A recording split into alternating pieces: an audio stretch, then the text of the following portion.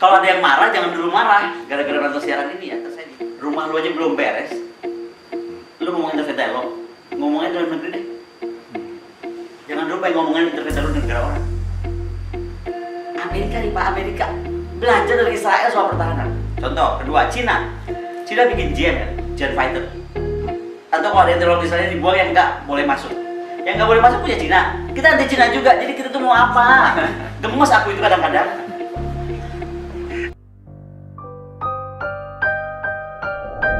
Subscribe, like, comment, and subscribe. Jadi tadi soal Yerusalem tadi sebaiknya bagaimana, Bu? Kembali, saya ngomong Yerusalem seperti apa? Kenapa saya tadi cerita agama Ina itu supaya ada latar belakang? Kalau saya pribadi lebih percaya mending Yerusalem itu menjadi sementara ya. Sebelum Indonesia bisa duduk tadi, katanya yakin bisa dapetin. Sementara menjadi tempat milik internasional dan dijaga oleh internasional. Maksudnya PBB? Ya apapun lah. Jadi sekarang orang tetap bisa ke situ, tidak dibelah antara Palestina dan Israel juga. Semua sama yang seperti saya ceritakan dari panjang lebar ini, bahwa saya bisa menikmati Yerusalem seperti kemarin saya menikmati. Gitu. Karena kalau itu terus jadi jatuh ke tangan siapapun, saya nggak mau sebut apa ya, ya pasti nggak akan seperti itu, Pak. Sebelum agreement betul-betul antara mereka terwujud gitu, pasti nggak, pasti. Dan dari segi keamanan agak bahaya Pak. Di sana tuh polisi, waduh, polisi Israel ini kan ini Pak, polisi anti terornya Israel itu kan bukan polisi, dia tentara. Tentara Special Forces yang di BKO kan ada polisi. Makanya itu yang saya dari awal juga ngomong kenapa di polisi kita tidak seperti Israel aja gitu loh. Ya. Berikutnya Bu, bagaimana seharusnya peran Indonesia dengan kerjasama antar agama yang bisa dikembangkan antara Indonesia, Palestina, dan Israel? Konkretnya itu gimana? Saya tuh pernah diundang berapa kali oleh Kedutaan Besar Amerika terlibat dalam Interfaith Dialogue. Itu kan namanya Interfaith Dialogue. Yeah. Saya pernah diundang berapa kali dengan juga tokoh-tokoh rabai, tokoh apapun.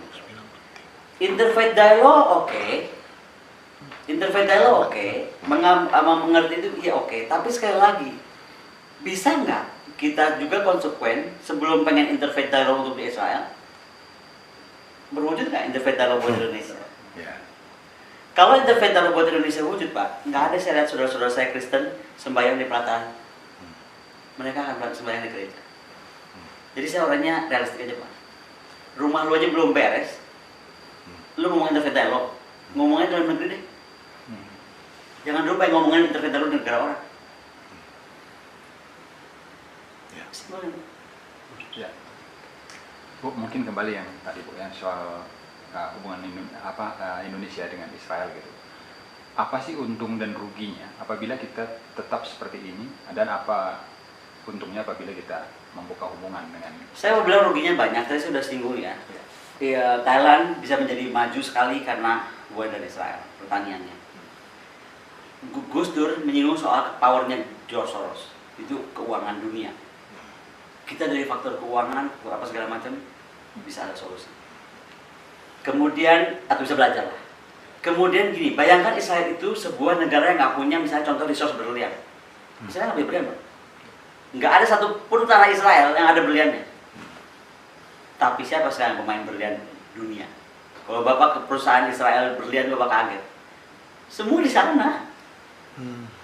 Itu kan hebat banget Pak, negara nggak punya apa-apa tapi menjadi apa-apa dan malah mengontrol dunia gitu. Itu dari faktor tadi ya, ekonomi, resource, terus faktor keuangan, terus tadi faktor pertanian. Defense, jangan dikata Pak, Amerika yang segitu hebat aja Pak. Itu kerjasama riset dan developmentnya menciptakan alat-alat pertahanan itu bersama-sama Israel. Yang paling baru saya mau sebut yang lama Pak ya. Yang paling baru itu tanggal 8 September kemarin di launch Skylord. Skylord itu anti drone-nya Israel kerjasama dengan Amerika, tapi ilmunya banyak dari Israel. Jadi sekarang Angkatan Udara Israel dan juga Angkatan Darat yang anti udara itu pakai drone Skylord. Amerika nih Pak, Amerika belajar dari Israel soal pertahanan. Contoh kedua, Cina bikin GM kan, Jet Fighter. Indonesia mau bikin pesawat tempur yang sama Korea, sampai sekarang kan nggak jadi. Malah diklaim itu nggak boleh karena Korea nggak boleh ngasih beberapa haknya. Nah, coba kita kerja sama Israel. Kita udah bikin Jian kayak Cina. Jian Cina itu Pak lahir dari levinya Israel. Jian itu apa Bu? Jian pesawat tempur Pak. pesawat tempur dan Jiannya Cina kan sekarang udah generasi berapa? 20 kali lebih, saya lupa. Jadi ini sangat-sangat menarik Pak. Bayangkan aja Cina kerja sama Israel bisa bikin Jian, ya. Thailand kerja sama Israel bikin perkebunannya, pertaniannya hebat. Amerika kerja sama Israel, Soros segala macam, lihat Amerika, ya kan? Nah, jadi saya kira banyak yang harus kita belajar. Terus kita nggak mau belajar dari Israel. Apa alasan kita nggak mau gitu loh Pak? Agama kita nggak urusan sama Judah, ya kan? Iya. Terus yang paling marah saya itu Pak, kalau orang anti Israel, pada ngomong jangan pakai Israel, boykot Israel. Semua orang Indonesia pakai handphone. Kasih tahu saya handphone mana yang nggak pakai teknologi Israel coba. Atau kalau ada teknologi Israel dibuang yang nggak boleh masuk. Yang nggak boleh masuk punya Cina. Kita anti Cina juga, jadi kita tuh mau apa? Gemes aku itu kadang-kadang. Lanjut Pak, lanjut. Kemudian apa pendapat Ibu tentang pihak-pihak orang Indonesia yang sering menggalang bantuan terhadap Palestina? Gini Pak, kalau atas nama human right, kemanusiaan, dukungan sama umat Islam, ya kan, saya sangat mendukung lah bantuan itu. Bantuan kemanusiaan namanya. Tapi kalau kita betul-betul ingin menghormati Palestina dan ingin mereka tuh survive, ini ada ilmu Pak. Kita jangan suka kasih ikan, kasih pancingan. Exactly Pak. Ini yang saya bilang. Kita kasih pancing itu buat Palestina. Apa sih pancing buat Palestina? Ya tadi kita mampu mendudukkan Palestina untuk berdamai dengan Israel dengan cara-cara terhormat seperti yang dibikin oleh Jarod dan Amerika Serikat. Tapi karena kita negara Islam tapi orang Islamnya sudah dikuasai oleh Jarod, betul nggak? Bahasa saya kan begitu. Lah malah si Jarod yang bisa duduk sama Arab. Ya berarti kan sekarang bagian kita duduk sama Prancis dan Inggris. Itu. Saya balik lagi ke situ. Jadi disitulah betul-betul bukti-bukti konkret. Bukan cuma semata kami selama Palestina belum merdeka maka kami tidak akan berubah. Emang lo bisa merdekain Palestina? Kan lain dong Pak, gitu bahasanya. Lain kalau kita udah betul-betul tadi yakin, ya nggak apa-apa ngomong kayak gitu karena kita sedang berbuat sesuatu memerdekakan Palestina. Nah kan kita kan sedang apa yang kita bikin buat merdekain Palestina? Gua ngambil lagi sepeda likitan balik aja nggak bisa. Kalau saya kan gitu aja Pak, atau beresin Laut Cina Selatan lah, supaya Cina diem gitu. Ini kawasan kita nih, depan mata kita nih, di situ ada energi, ada ikan yang milik kita bersama. Dudukinlah ASEAN semua, sepakat nggak? Duduk sama Cina bareng udah deh, ya. Idealnya nih. Dan dulu kan saya bilang, idealnya Laut Cina Selatan menurut saya, ASEAN itu duduk bareng sama Cina, kelola semuanya bareng. Udah. Selama nggak ada yang bisa bikin historical crime ya. Kalau Cina Pak, saya jamin 1.000.000% dia punya bukti historinya. Saya tuh lama sekolah di Taiwan. Indonesia nggak punya. Semua bukti tentang kepemilikan pulau itu ada di Taiwan Pak. Kan di bawah Chiang Kai-shek. Makanya Cina pun nggak bisa ngapa-ngapain. Kayak kita punya mobilnya nggak punya BPKB. Nah Taiwan nggak punya mobil tapi dia punya BPKB, buatan mana?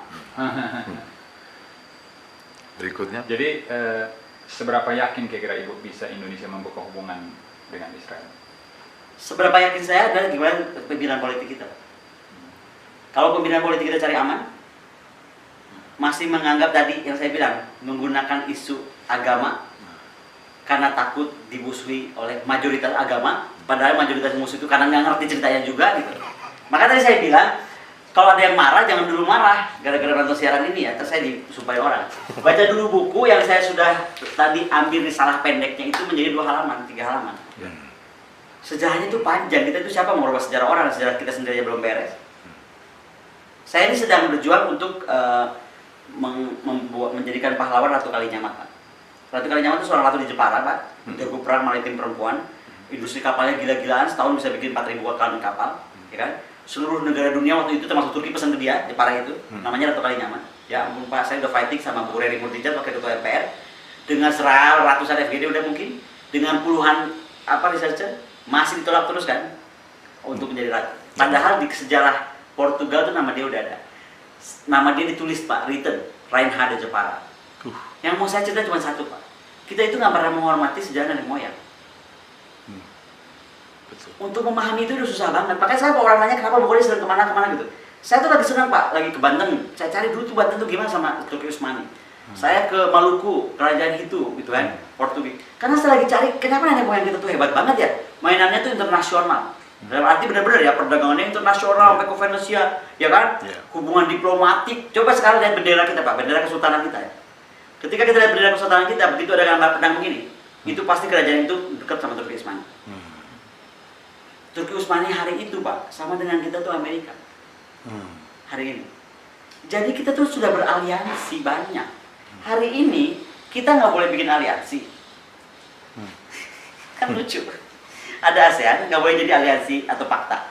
Padahal Ratu Kalinyamat mengusir Portugis dari Malaka, walaupun kalah ya.